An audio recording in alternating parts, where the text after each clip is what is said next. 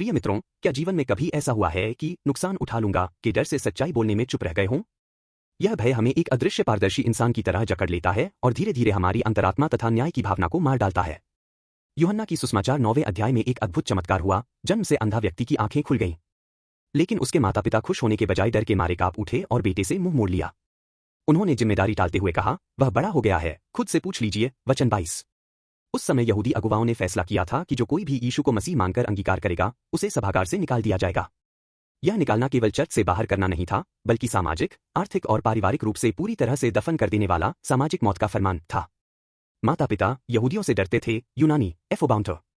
यह क्षणिक डर नहीं, बल्कि निरंतर और लकवा मार देने वाला अस्तित्वगत आतंक था।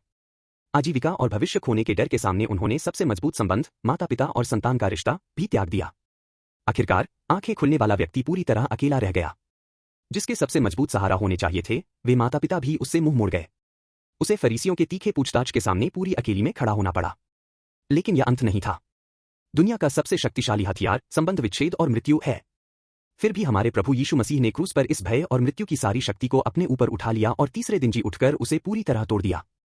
अब चाहे दुनिया हमें धमकाए, निकाले या अस्वीकार करे, हम अब इस भय के गुलाम नहीं रहे, क्योंकि जीवन के स्वामी यीशु मसीह हमारे साथ हैं। जिस अंधे की आंखें खुली, ठीक उसी क्षण जब दुनिया ने उसे छोड़ दिया, उसने यीशु को सच्चा मसीह जान लिया और उनका सच्चा चेला बन गया। अकेले खड़े होकर उसने साहसपूर्वक कहा, एक बात जानता हूं कि मैं अंधा था और अब देखता हूं। वचन 25। प्रियो, आज क्या आपके भीतर यह अदृश्य भय फुसफुसा नहीं रहा है? क्या आप लोगों की नजरों, नुकसान, अस्वीकृति या असफलता के डर से सच्चाई से मुंह मोड़ रहे हैं? इस भय को धोखा न खाइए। मृत्यु पर विजय पाने वाले यीशु मसीह पर विश्वास कीजिए और उन्हें अपना उद्धारकर्ता स्वीकार कीजिए। उन्होंने आपका भय आपके स्थान पर उठा लिया है और उनकी पुनरुत्थान आपकी विजय है। इस समय यीशु का हाथ थाम लीजिए। भय को पार करके सत्य के साहसी गवाह बनकर जीने वाला आशीषित जीवन जीने की यीशु के नाम से हार्दिक कामना और आशीष करता हूं।